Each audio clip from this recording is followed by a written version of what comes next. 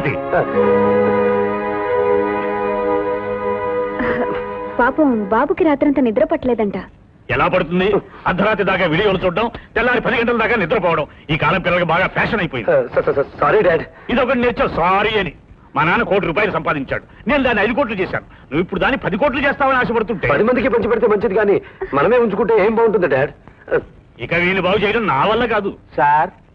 ఏమిటి 10 గంటల కాకుండా సరాసరి ఇంటికి వచ్చేసావు ఏమిటి? అది కాదు సార్, తమరు కొనమన్న షేర్స్ కొనలేకపోయాను సార్. ఎందుకని? బ్యాంకుకి వెళ్ళేసరికి బ్యాంకులో క్యాష్ లేదా? క్యాష్ ఉంది సార్, కానీ నేను వెళ్ళేసరికి ఆలస్యం అయింది.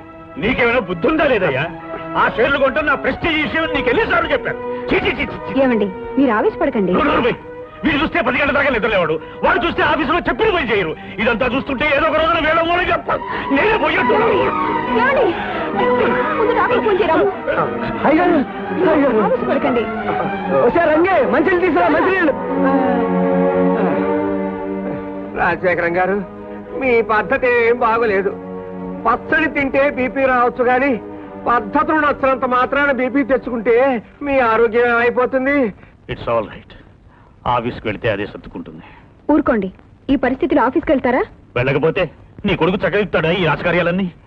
ఈవేళ 70 లక్షల ట్రాన్సాక్షన్ ఫైనలైజ్ చేయాలి. ఈ రోజు కుదరదు, మీరు కదలటానికి వీలు లేదు. అవునండి, ఇంట్లోనే రెస్ట్ తీసుకోండి. కావాలంటే మీ సెక్రటరీని పిలిపించి సంతకం